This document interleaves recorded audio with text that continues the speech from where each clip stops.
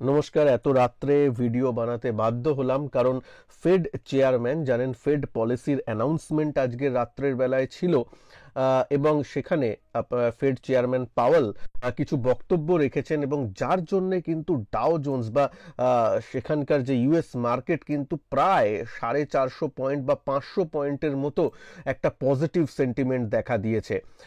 এক সময় এটা 500 প্রায় ছুঁই ছুঁই করছিল, এখন 450-তে ট্রেড করছে। ইউএস এর মার্কেট এখনো বন্ধ হয়নি, আধা ঘন্টা এখনো বাকি আছে এবং ভিক্স ওদের যে ভোলাটিলিটি ইন্ডেক্স কিন্তু 6-7%-এর মতো ডিক্লাইন করেছে। বুঝতেই পারছেন এই কদিন যে ইউএস বাজারে যে একটু নেগেটিভ রুঝান ছিল, মানে নিচের দিকে আসছিল বিগত 3-4 দিন ধরে, সেটা কিন্তু আজকে ভালো রকম বাউন্স ব্যাক দিয়েছে। ন্যাসড্যাক দেখতে পাচ্ছেন প্রায় 1.5%-এর মতো পজিটিভ। রাসেল 200 যেটা ওদের স্মল ক্যাপ ইন্ডেক্স বলা যায়, রাসেল 2000, সেটা কিন্তু প্রায় 2% পজিটিভ। সবচেয়ে বেশি দেখতে পাচ্ছেন ডাও জোন্স 1.2% এবং S&P 500ও প্রায় 1%-এর মতো কিন্তু পজিটিভ। সুতরাং মানে পাওয়েল কি এমন বলল যাতে যে বাজার এত ভালো হলো? সত্যি কথা বলতে কি আমি পুরো বক্তব্যটা শুনলাম। প্রথম কথা তো রেট আনচেঞ্জ আছে এবং রেট আনচেঞ্জ থাকবে, এটা সবার জানা ছিল। সবার যে রেট কাট হবে না এটা সবার জানা ছিল, কিন্তু কি এমন বললেন? আসলে বাজার যেটা ভয় পেয়েছিল যে এই যে ইনফ্লেশনটা এত স্টিকি হয়ে আছে, ইনফ্লেশনটা কমছে না, তার জন্য হয়তো একটু হকিশ মন্তব্য হবে বা একটু রেট বাড়ানোর দিকেও যেতে পারে ফেড, এরকম ধরনের কিছু ব্যাপার হচ্ছিল। তাহলে no bad news is good news হিসাবে হয়েছে, মানে কি তেমন কিছুই উনি বলেননি যেটা খারাপ হতে পারে। ভালো তো কিছু বলেনি, কিন্তু কোনো কিছু খারাপ যেহেতু বাজারের জন্য বলা হয়নি, সেহেতুই কিন্তু ইউএস মার্কেট একটা স্বস্তির নিঃশ্বাস ফেলেছে এবং একটু শর্ট কাভারিং হয়েছে এবং উপরের দিকে গেছে। এর প্রেক্ষিতে ইন্ডিয়ান মার্কেটের কি লেভেল হতে পারে তা নিয়ে একটু আলোচনা করব। ইন্ডিয়ান মার্কেটের চার্টে, নিফটির চার্টে একটু আলোচনা করে নেব, ব্যাংক নিফটি নিয়ে আলোচনা করে নেব, আর দুটো আমি ব্যাংকিং স্টক, 2 থেকে 4টে আমি ব্যাংকিং স্টক নিয়ে আলোচনা করব যেটার দিকে কিন্তু পার্সোনালি আমিও নজর রেখেছি। তার মধ্যে একটা ব্যাংকে আমার পার্সোনাল পজিশনও ওপেন আছে। তো সবকিছু নিয়ে এই ভিডিওটা হবে, একটু মন দিয়ে দেখবেন। খুব সংক্ষেপে রাখার চেষ্টা করব কারণ হয়তো কালকে মানে 2রা মে খুব সকালের দিকে আপনারা ভিডিওটা দেখবেন, তাই জন্য শর্ট রাখার চেষ্টা করব। প্রথমে নিফটিতে চলে আসি। নিফটির এখানে আমি আপনাদের জন্য লেভেলগুলো অলরেডি টেনে রেখেছি। 22,750 এই লেভেলটা মাথায় দিয়ে রাখুন, যেটা আগের দিনের মানে লাইফ হাইয়ের উপরের দিকে এবং আগের দিনেও সেটা টাচ করেছিল। 22,750 এই লেভেলটা কিন্তু নজরে রাখবেন। এই লেভেলের উপরে টিকে গেলে 22,750-এর উপরে যদি টিকে যায় তাহলে কিন্তু 22,700-কে স্টপ লস বা 22,650-কে স্টপ লস রেখে একটা উপরের দিকের র্যালি আমরা দেখতে পারি এবং ট্রেড সেইভাবে করা অবশ্যই যেতে পারে। ঠিক আছে। দ্বিতীয় কথা হচ্ছে নিচের দিকে কোথায় সাপোর্ট? নিচের দিকে যদি দেখেন, এই যে আগের মানে শর্ট টার্মে, একদম শর্ট টার্মে যদি কেউ সাপোর্ট জিজ্ঞেস করে তাহলে হবে এই যে এই লেভেলটা। এখান থেকে আগে যেখানে রেজিস্ট্যান্স ছিল সেখান থেকে যদি একটা সাপোর্ট আমরা ড্র করি তাহলে কিন্তু এইখানে ব্যাপারটা আসছে, যেটা মোটামুটি 22,600-তে বন্ধ দিয়েছে বাজার।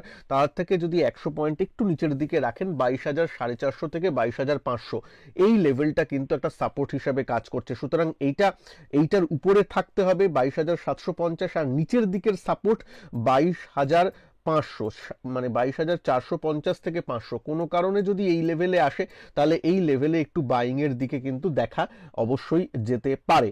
তবে কালকের জন্যও বুলিশ মানসিকতা তো থাকবেই, এবং যখনই 22,700 ক্রস করে উপরের দিকে চলতে থাকবে তখনই কিন্তু ধরুন অল্প পজিশন নেওয়া গেল, তারপর 22,750-কে যখন ক্রস করলো তখন আরেকটু পজিশন তাতে অ্যাড করা গেল। এইভাবে কিন্তু পজিশনগুলো প্ল্যান করা যেতে পারে। যদিও ডিসক্লেমার, কোনো বাই সেল বা হোল্ড রেকমেন্ডেশন নয়, জাস্ট ফর অ্যানালিসিস পারপাসে লেভেলগুলো আপনাদের সাথে শেয়ার করছি।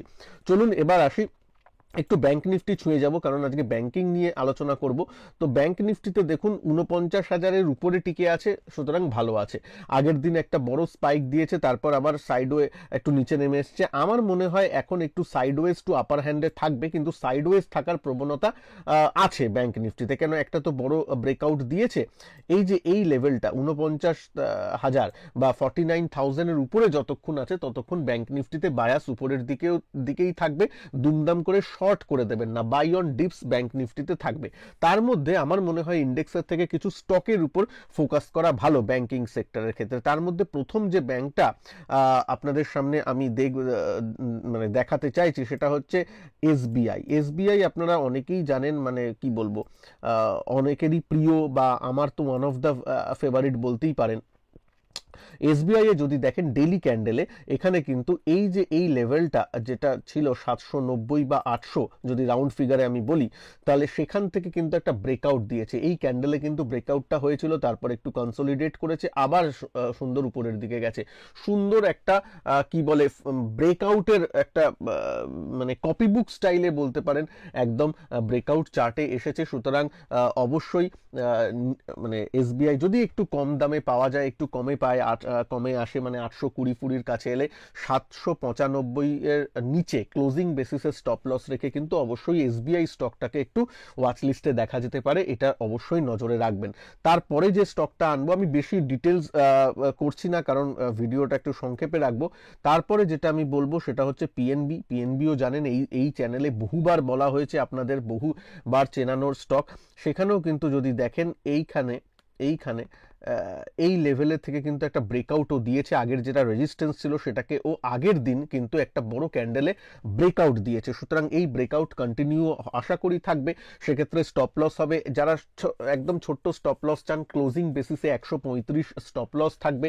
140 141 ট্রেড করছে এই জায়গাটা, অবশ্যই একটু দেখা যেতে পারে। তবে হ্যাঁ, পিএনবি এরকম ব্যাংকের কিন্তু একটা প্রবণতা আছে, এটা দেখুন সাইডওয়েজ কিন্তু অনেক দিন ছিল, মনে পড়ে ওই ফেব্রুয়ারি মার্চ, এই মাসটা স্পেশালি মার্চ মাসটা কত দিন সে একটা সাইডওয়েজ ছিল, নিচে এসেছিল, আবার উপরে গেল, আবার নিচে এলো, এরকম কিন্তু ও মাঝে মাঝে করে। সুতরাং একবার যখন এই ব্রেকআউটে নিলেন, তারপর যদি আবার নিচে আসেন, তার জন্য কিন্তু প্রস্তুত থাকতে হবে। তার জন্য এখন একটু অল্প কোয়ান্টিটি কিনে আবার যদি নিচে আসে তখন আবার একটু কোয়ান্টিটি, সেইভাবে কিন্তু দেখা যেতে পারে। স্টকটা কিন্তু ভালো ব্রেকআউটে দিয়েছে এবং ভালো চার্ট প্যাটার্ন আছে, সেটার জন্য এটাকে অবশ্যই রাডারে রাখবেন।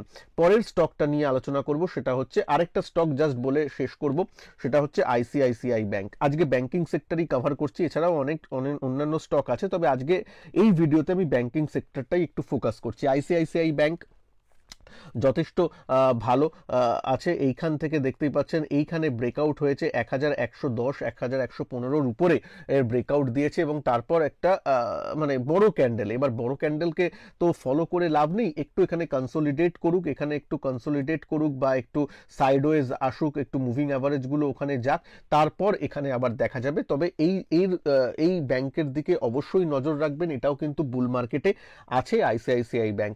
সিমিলারলি অ্যাক্সিস ব্যাংকও আছে, তবে অ্যাক্সিস ব্যাংকেরও সেম ধরনের চার্ট, আমি আর আলাদা করে বলছি না। ওইখানেও একটা বড় ক্যান্ডেল দেখেছেন, বড় ক্যান্ডেলে মানে ছুটবেন না, ওটাকে আসতে দিন, স্টকটা আবার লেভেলে আসবে, একটু কনসলিডেট করবে, তখন কিন্তু এগুলোকে নেওয়ার যথেষ্ট সুযোগ আছে। সুতরাং এসবিআই, পিএনবি, আইসিআইসিআই ব্যাংক এবং অ্যাক্সিস ব্যাংক, এই চারটে কিন্তু ওয়াচ লিস্টে অবশ্যই রাখবেন। তার মধ্যে অবশ্যই এবার বলি যে কোন ব্যাংকে আমার ওপেন পজিশন আছে। আমার পিএনবিতে এর আগের দিন আমি পজিশন নিয়ে গেছিলাম। অবশ্যই স্টকে তো আমার পজিশন মানে অনেক নিচের থেকে আছে, আপনারা জানেন, আমার চ্যানেলে অনেকবার আমি আপনাদের বলেছি, কিন্তু আমার ফিউচারেও, মানে ফিউচার অ্যান্ড ফিউচারে আমার পজিশন নেওয়া আছে, অ্যাজ আ ডিসক্লেমার বলে রাখি এখানে পিএনবিতে।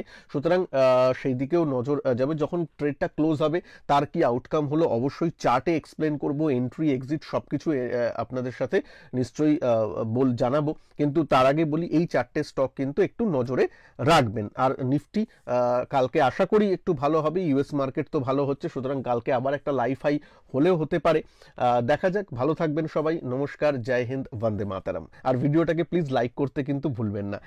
চ্যানেলে নতুন হলে চ্যানেলকে সাবস্ক্রাইব অবশ্যই করবেন। ভালো থাকবেন, নমস্কার, জয় হিন্দ, বন্দে মাতারাম।